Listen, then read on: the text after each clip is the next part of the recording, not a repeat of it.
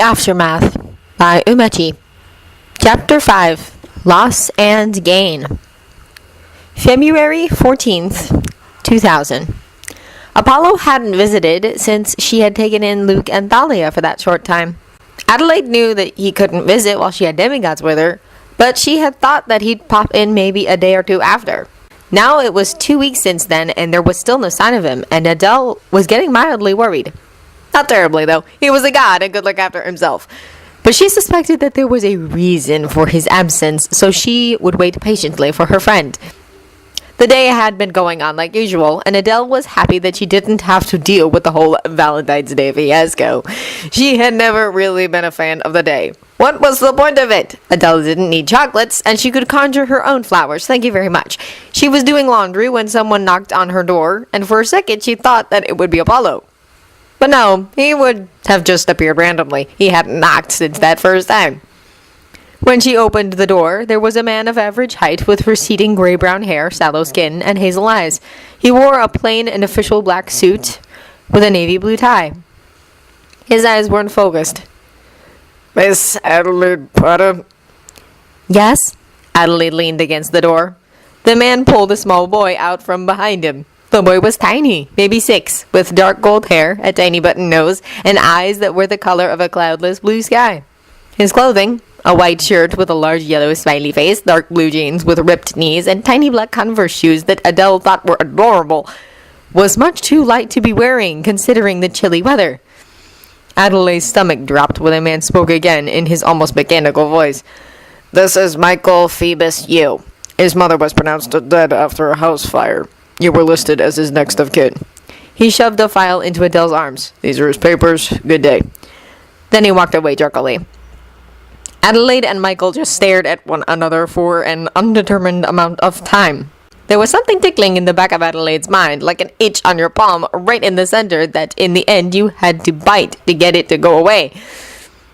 This boy, Michael, had eyes that were familiar to her. She knew those eyes. Miss Adele?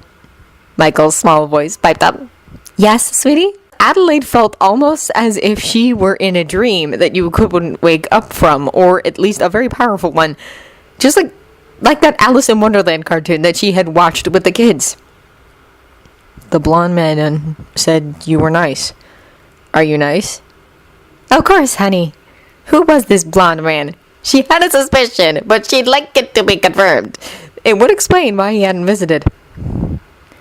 He said his name was Fred. Michael said, and Adele's face crumpled. She dropped the file and walked one stripe to scoop up the little boy into her arms. He tensed at first, but then relaxed. Miss Adele hugged him like his mummy had before she had to leave. She smelled nice too, and her hair was pretty, like Ariel's from The Little Mermaid. Are you a mermaid, Miss Adele? She laughed softly and kicked the door shut while carrying Michael into her apartment. No, Michael, I'm not a mermaid. Are you? No, Michael said indignantly, shaking his head. I'm a boy. I can't be a mermaid. And I don't have a tail. I don't have a tail either, Adele pointed out. Yeah, but Ariel didn't have a tail all the time either, and she was still a mermaid. Ariel? Who's that? She's from The Little Mermaid. Have you not seen it? Michael asked this as if it was some great offense. To him, it probably was. No, I'll have to get that one. Have you seen Alice in Wonderland? Adelaide listened to Michael list off his favorite movies and cartoons. She knew whose eyes Michael's so resembled, and his middle name gave away who his father was also. Who chose Phoebus? And that the blonde man had said his name was Fred. Apollo had given his son to her to take care of after the death of his mother. It was an honor and showed how much Apollo trusted her. She knew about the ancient laws, though. Adelaide knew that when and if she ever saw Apollo again, it would be brief. Adelaide thought it was so very unfair to Apollo that she was going to get to see and witness all of the important milestones in Michael's life, while Apollo had to watch from the sidelines, never truly existing in his son's life the way a father should. Those laws should be abolished, Adelaide thought furiously, or at the very least changed so the gods can play a bigger part in their children's lives. Was it really so wrong to visit their kids? The fireplace roared to life, and George came through, startling little Michael so much he hid behind Adele. Almost immediately, before George even had time to dust himself off, James and Frederick came back. bounding into the room as fast as their tiny legs could carry them, followed by Lily and Teddy. Teddy kept tripping, and Lily kept helping him back up, screaming, "Uncle George! Uncle George!" Now Michael was clinging to the back of Adele's shirt, but she pried open his fists, swinging him in front of her and standing up in the same movement. She had become something of an expert at holding small children. Michael wrapped his legs around her middle and his arms around her neck, burying his face in her shoulder. George noticed him, of course, after paying all four of the toddlers an individual welcome. Who's this?" he asked in what Adele recognized as his kid voice. When George had come through the flue and seen two teenagers, Luke and Thalia, playing with his niece and nephew, he had been understandably shocked and even a bit hostile before Adele told him that they were allowed to be there. Now, seeing a new child, he just asked who it was. There was really nothing that could shock him anymore when it came to Adele. "This is Michael," Adelaide said. "Michael, this is your new Uncle George and your new siblings." She pointed to each of her children once Michael had raised his head to look. "Teddy, Lily, Frederick, and James." November 2004. Ever since James, Frederick, Teddy, and Lily had started going to school along with Michael, Adelaide had much more time on her hands. At first, she had had absolutely no idea what to do with herself, and she had wondered how in the world she would survive when they all went to Hogwarts and camp. But then she tried to get herself busy, and she found that it was actually a bit nice to be able to relax in peace and quiet. Now, during the day, after walking the kids to school, she had options of things that she wanted to do. Sometimes she went to the gym or took some yoga classes. Other times, she went through the flue and helped George out with his shop. Recently, she had been going and sitting in the local library and reading whatever caught her fancy. That was where she met Althea. Althea worked as a librarian, and she had long dark hair and wickedly intelligent gray eyes. She had come to ask Adelaide if she needed any help in finding something, and they just started talking. Now, whenever Adelaide came to the library, not only would she go home with a book Althea recommended, which were always good, but she would get to socialize with an actual person her age. Adele loved talking to her children, but there was a certain lacking in the intellectual aspect of their conversations. So Adele was thrilled to find that she could still carry a conversation with someone that was roughly her age. And Althea was normal, an actual normal muggle. Never did the topic of magic or Voldemort or her scar, which was now permanently gone thanks to Zeus, and Adele found it wonderful. She had been sort of friends with her neighbor, Amanda Forbes, but she had died in 9/11, along with her unborn child. Althea would usually be at the front desk when Adelaide came in, and would give that mysterious Mona Lisa smile before they went to some random section in the library. But she wasn't there that day. Adelaide shrugged to herself. Althea was probably sick or had a day off. Then she went about her normal book-picking business. January 26th, 2005.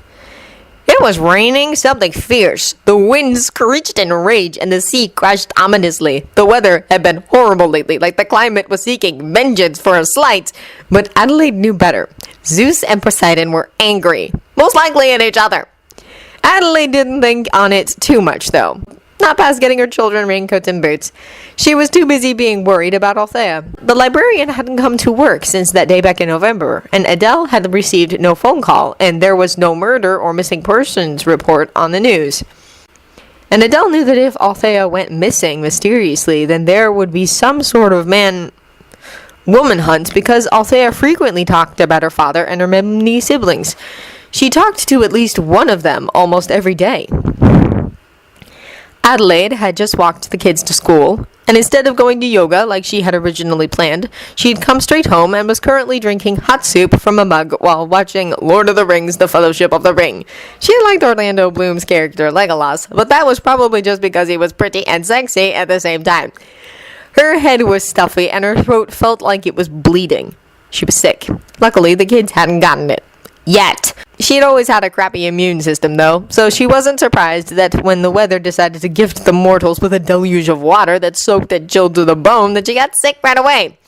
She could have taken a potion, but she was actually trying to fight it off on her own, which had the potential to strengthen her ability to fight off sicknesses. The Fellowship had just found the cave troll and was now running from the Balrog, when the phone rang. Adele automatically put the movie on pause, but didn't get up right away, just stared at the telephone like it was an orc that declared that it was taking up ballet and Buddhism. Nobody ever phoned her. Since Adelaide had moved to the city, she had not gotten one phone call, which made sense considering how many people had her number. 2. Adele had mailed it to Dudley, just in case there was an emergency, but she didn't expect him to be calling her. Despite her being on better terms with him than with Petunia and Vernon, they were not exactly friendly, and the fact that she used the owl post to send him the letter was sure to put him off. The second and last person to have her number was Anthea, but the librarian had never called her before, though maybe... Adele jumped up from the couch as quickly as she could, her head spinning dizzily, and rushed over to answer the phone, hoping that Anthea was on the other line with an explanation to her prolonged absence.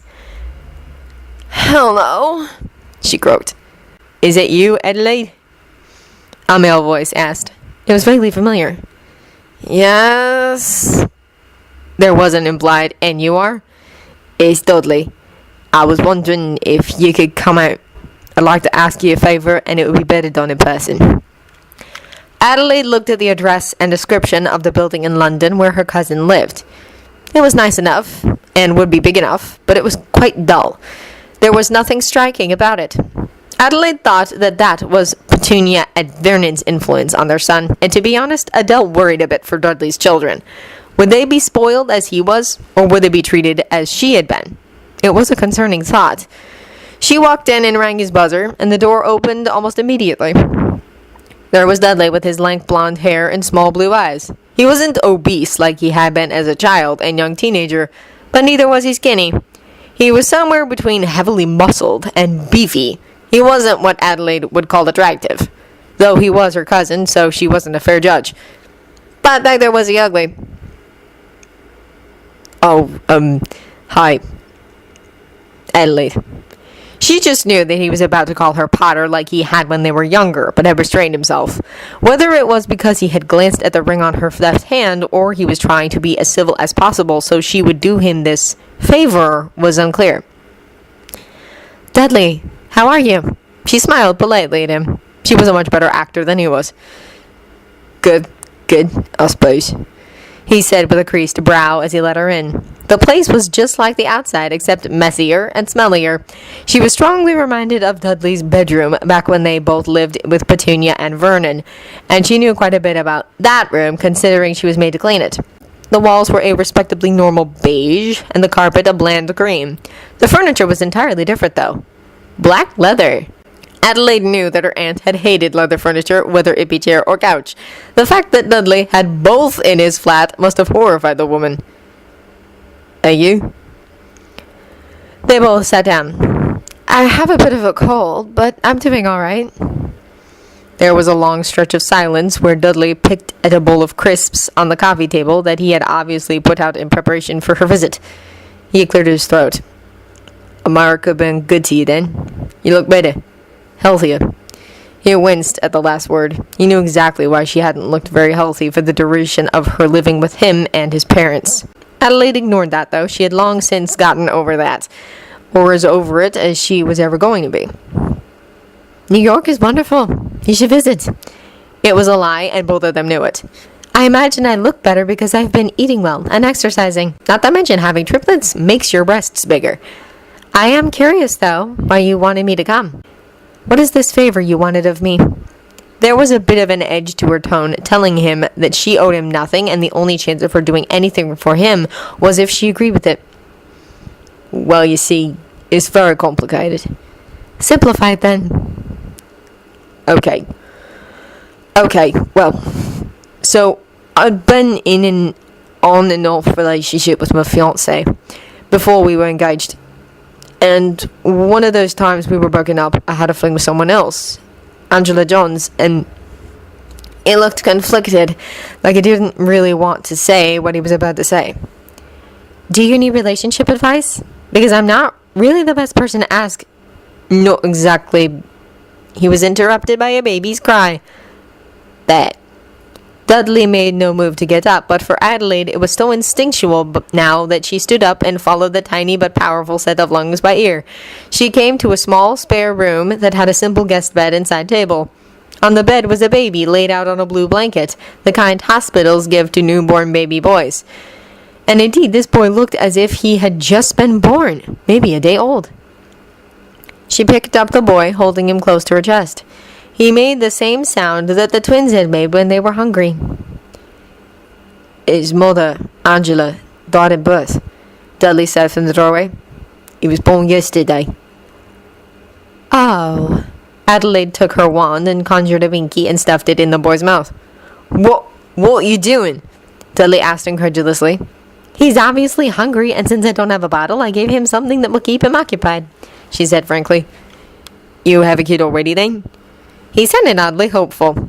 5, actually. Her cousin's eyes bugged out and she allowed herself a smirk. I adopted, too. My godson Teddy and Michael, whose father entrusted him into my care after his mother died. Then there are the triplets, my birth children, James, Frederick, and Lily. Dudley just about choked on his tongue. Married, then? No. He died. She shook that off, focusing on why she was here. You want me to take him, don't you? Yes. He said it as if he wanted to be ashamed, but wanted to get rid of the kid too much to genuinely feel it. Monica, my fiancée, is away at her parents' for a couple weeks, but I know if she knew about the boy, then she'd break it off with me. And even if she didn't, she wouldn't want to keep him. I would have gone to Mum and Dad, but you know how they are. Probably would call him a bastard or something for being born out of wedlock and shun him. I know it's a lot, but it's either you or an orphanage, because I'm not keeping him. Did you name him? No. Didn't think I had a right to. All right, I'll take him. Dudley sighed. Thank you. I can transfer money to you. I'm not taking any money from you for this boy, Adele said to him. She thinned her lips into a straight line, looking stern. She felt like she was channeling McGonagall. Because you are no longer his father. You will have no contact with him at all. She was half hoping that he would try to protest, fight for the right to be in his son's life, but all Dudley did was nod fast. She was disappointed in him, but she was also glad that the boy she held in her arms wouldn't be growing up in the environment that she had witnessed in just a short amount of time. When Adelaide went to the kids' school to pick them up and walk them home holding a baby, all 5 of them were understandably surprised. This is your new brother. Adele smiled at all of them. His name is Simon Regulus. And that was that. The 4 younger ones still believed in the stork story about where babies came from, so they just assumed that when they were at school, Simon was dropped off. Michael, though, who was turning 12 on the 10th of May, knew better. Though he didn't know the specifics, he knew that the stork thing was a load of crap. He wouldn't call her out on it in front of the other 4, but once they were out to bed, he would ask. And she would tell him he would have to be going to camp soon, so he needed to mature. And for him to mature, he needed to be given some responsibility. And though Michael knowing where Simon really came from wasn't a responsibility per se, it would show that she was trusting him with information, and he had a responsibility to keep that trust. A month later, and Simon looked like Adelaide's birth child.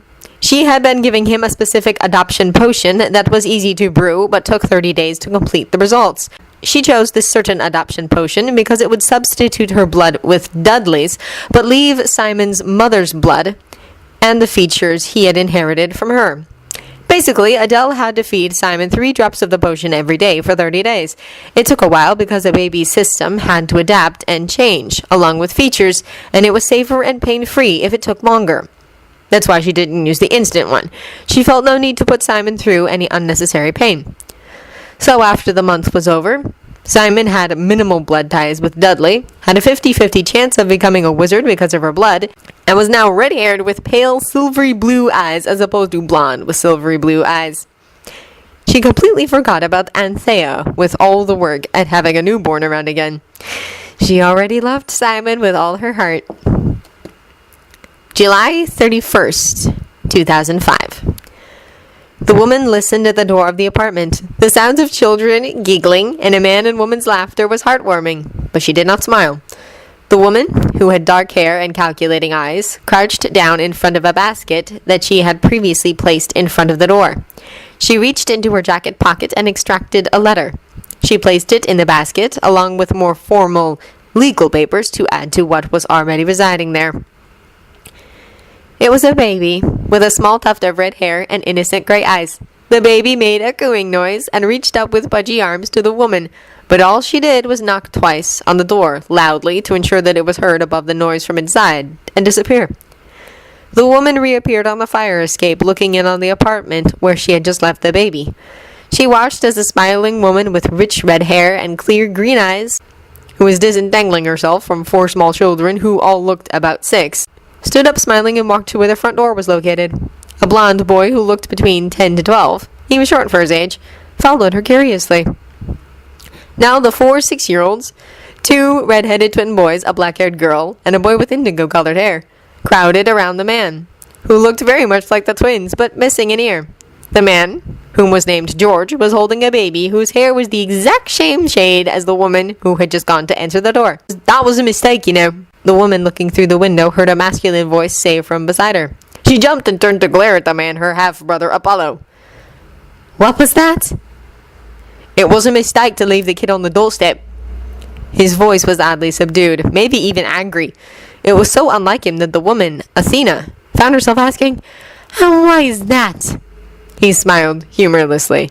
"You don't know anything about her, do you? Besides your preference in books, of course," he said mockingly. "Of course I know of her," Athena said angrily. How dare this idiot suggest that she, the goddess of wisdom, knew nothing about the woman she had just had one of her demigod children with.